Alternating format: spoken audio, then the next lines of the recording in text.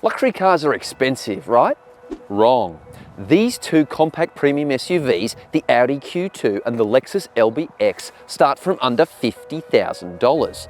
And don't think for a moment that just because they're the smallest members of the family, that these are second-rate vehicles. This battle pits Germany against Japan in what will be a fascinating featherweight fight. But before we dive in, riddle me this, dear viewers.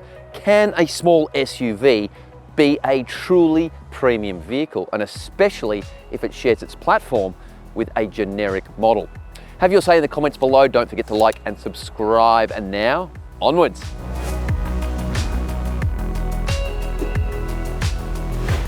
These small SUVs are almost exactly the same size, with less than 20 millimeters splitting them lengthwise. But that's where the similarities end. While the Lexus LBX was just launched in 2024, the Audi Q2 has been around in Europe since late 2016, and it won't be replaced by an all-new successor, which is a shame. The Lexus LBX Sports Luxury all-wheel drive has a slightly higher base price, but comes standard with most of the stuff that's optional on the Audi, except for premium paint. As tested, they both come within $1,000 of each other, and they're both priced from just under $59,000, not including on-road costs. Both models have reasonable 5-year warranties, and while the Lexus is more expensive to service per annum, it has better roadside assistance, and the Lexus Encore Owners Program adds things like vehicle collection and complimentary loan cards when your car is being serviced. The Audi Q2 may be getting on in years, but I reckon it still looks pretty sharp, and that boxy motif stands the test of time. The front end features a bold grille, LED daytime running lights and animated indicators, likewise at the rear end. The upgraded 19-inch alloy wheels add gravitas, and the side profile is less coupe-like than other even-numbered Audi SUVs. The Lexus might share DNA with the Toyota Yaris Cross, but you wouldn't know it. It looks so much more sophisticated. And compared to the sharp angles of the Audi, this one is all smooth lines and curves. The front end is sporty and modern, and check out the blended grille. The side profile is curvy, but the black 18-inch alloy wheels look a bit small, and there's no animated indicators. That said, the rear end design has appealing coupe-like optics and gets a full-width LED tail light. Both cars pack 1.5-litre petrol engines, but they go about their business in very different ways. The Lexus features a 3-cylinder petrol-electric plugless hybrid powertrain and can run in EV mode for short periods of time. The Audi is turbocharged, has an extra cylinder, has a little bit more power, and is claimed to be quicker. In this base 35 TFSI form, the Audi sends power to the front wheels via a 7-speed dual-clutch automatic, while the Lexus employs a CVT automatic driving the front wheels in base form, but we're testing the flagship all-wheel drive model here. As such, the Lexus gets 2 electric motors, a small wimpy one at the rear and a bigger, more potent one at the front axle.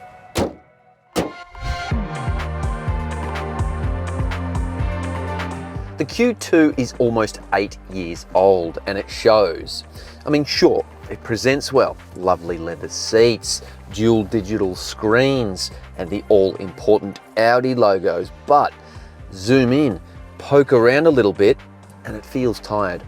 The door inserts are finished almost entirely in harsh, scratchy plastics, as is the lower section of the dashboard, although the upper section has soft touch materials, and there's trendy LED mood lighting as well.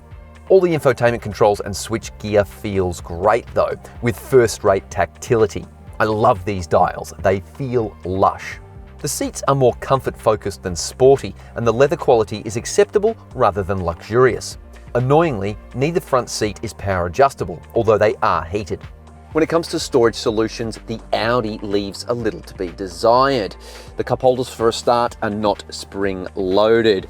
The central bin is shallow and taken up by the wireless phone charger.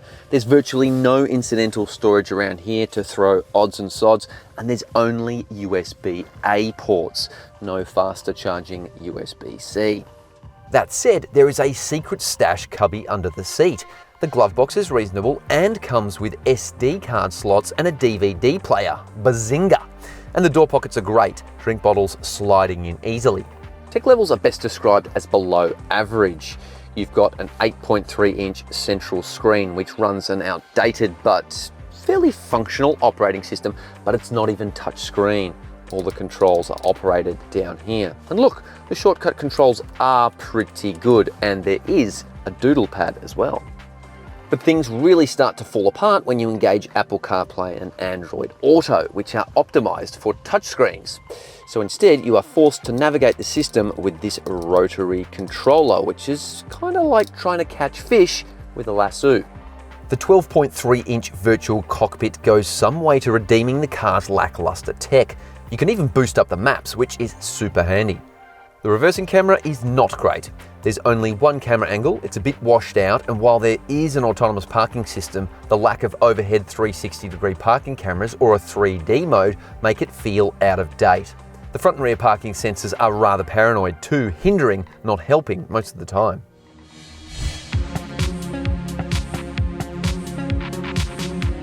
Okay, the Lexus, and right away I am flabbergasted. This is a quantum leap ahead of the Audi in terms of luxury, in terms of tech, in terms of pretty much everything. Has Lexus finally caught up to the Germans? Perhaps the better question is, has Audi been left behind? In this particular matchup, most definitely. Material quality is light years ahead of the Audi. The suede-like inserts in the doors and across the dash are lush, with contrasting copper stitching. Even the lower-level plastics are nicer. The infotainment and climate controls have a high-quality feel, and the physical or hard-coded temperature adjusters are very welcome. I love the chunky steering wheel stalks as well, with really nice tactility. The seats are better than the Audis in every respect. Comfort, support, material quality. You've got this lovely suede and leather mix. The bolstering is a little bit deeper, it's more comfortable, and then you've got this overt orange stitching to add a little bit of eye candy. It also has an 8-way power-operated driver's seat with lumbar adjust, which again trumps the Audi.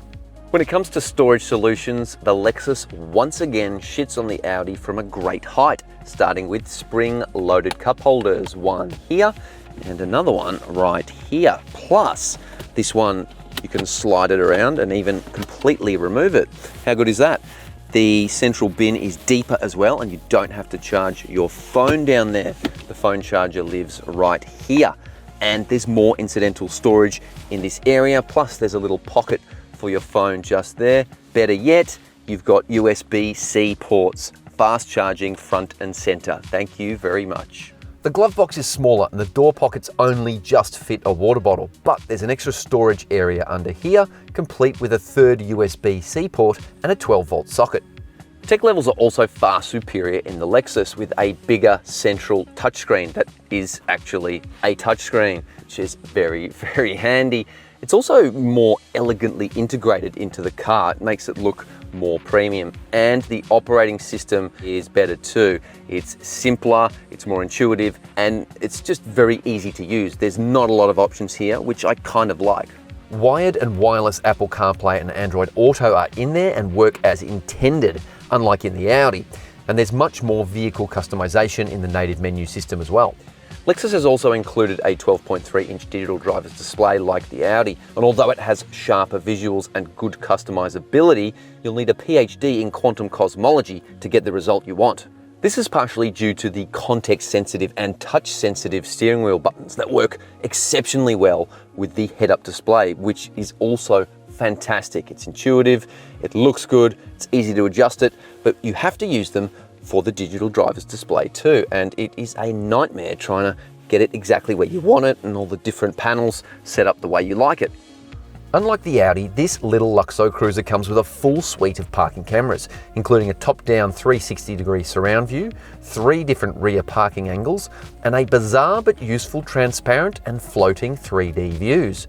It's also got an auto parking system as well. Both cars have a good deal of convenience and infotainment features, but the Lexus is more advanced in almost every respect, has a superior fit and finish, and more luxury in every measurable way. I'm starting to see a pattern here, and the age of the Audi is not helping it when it comes to standard safety systems either. The Audi's 6 airbags are bettered by 8 airbags in the Lexus, and while neither vehicle has a current ANCAP safety rating, the Lexus has more safety tech. Backseat space is a little tight in the Audi, but for a compact SUV, it's not half bad. The seats too are actually fairly comfy. There's a bit of contouring going in on the outboard seats, so you sit in them, not on top of them, and the headrests too are really quite comfy. There's a little bit of headroom, not a whole lot of leg room, but it doesn't feel claustrophobic in here, and I think that's partly because the windows are quite big. You get twin USB-C ports, finally. I mean, I don't know why they couldn't have put them in the front, but anyway, that's good. You've got LED reading lights, seat back pockets. Although there are no air vents or fold down armrests with cup holders, you do get the obligatory twin ISOFIX child seat anchorages and triple top tether points. And apparently there's a panoramic glass roof, but calling this thing panoramic is a bit of a stretch. The back of the Lexus has flatter, less comfortable seats. They're not as form-fitting or contoured. The headrests aren't quite as soft either. And although legroom and headroom are similar, but probably a little bit tighter, I find that my feet are kind of rammed under the bottom of the seat like a forsaken child's toy. Amenity is much the same as the Audi. You've got the twin USB-C ports down here, that's always good. Double LED reading lights, but you only get one pocket in the back of the seat. And also, like the Audi, there's no fold down rear armrest or air vents, a little bit disappointing, but you do get the twin ISOFIX and triple top tether child seat anchorages. This one gets a Bluetooth microphone back here, which is kind of cool, so everyone can get in on the phone calls. Plus, it's got a 13-speaker Mark Levinson audio system that is an absolute humdinger. And there's no sunroof though. In fact, there's no sunroof option on the LBX whatsoever. The Audi has an optional powered tailgate, exposing a nice, flat, and surprisingly large cargo space for a small SUV. The Lexus gets a powered tailgate as standard, but reveals a much smaller cargo space. The Audi has 4 tie-down points, 2 fantastic LED lights, a pair of big shopping bag hooks, a first aid kit, but no spare tyre. There's some underfloor storage, but it feels a bit underutilised here, although 60/40 split fold rear seats add a bit more flexibility. Over in the Lexus, you also get 4 tie-down points, but no bag hooks, and only a single tiny LED to illuminate the boot. Like the Audi, a first aid kit is in there, the spare tyre is missing, and 60/40 split fold seats open up more space. But there's no underfloor storage due to the hybrid battery pack.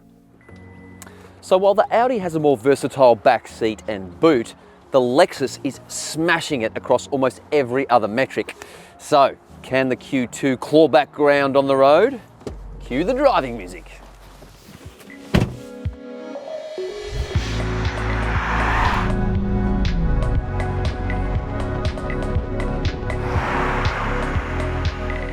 All right, let's start with the Audi, and right away it feels composed. It's got confidence and it feels measured in the way it motivates. It's quite nice. And you know what? It's starting to show a bit of a premium pulse.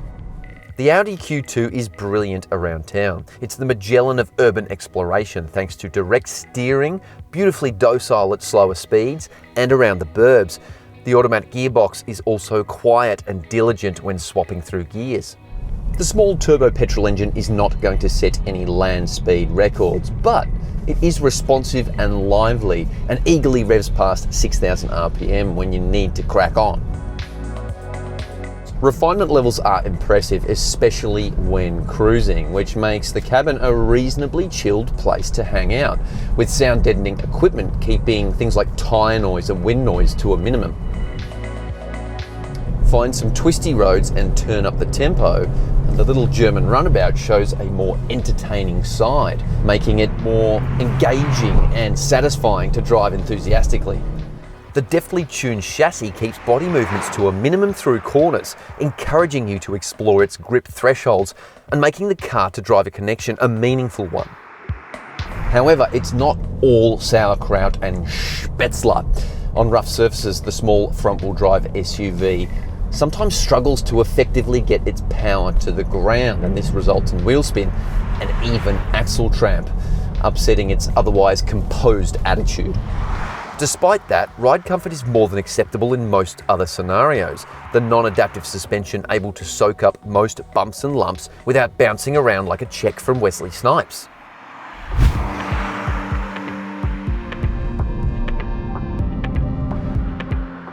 Okay, we're in the little Lexus, and the first major difference I can pick between these two is seat comfort and the driving position. They are both superior in this vehicle.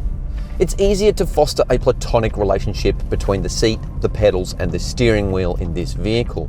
And another big contrast is the powertrain. Simply put, the Lexus doesn't have the same authority as the Audi. Throttle response is good, but it doesn't rev as quickly nor motivate as assertively compared to the Audi, and the engine isn't as sonorous either. In fact, it's a bit raspy and asthmatic and not entirely pleasant when you push the powertrain for extended periods of time. The gearbox is generally smoother than the Audi's when left to its own devices, and although you can tap the paddle shifters to engage a quasi-manual mode, it has a dull personality and feels soulless when the revs rise, which is in stark contrast to the Audi. But the fact that it can run in pure EV mode will be a big incentive for a lot of buyers.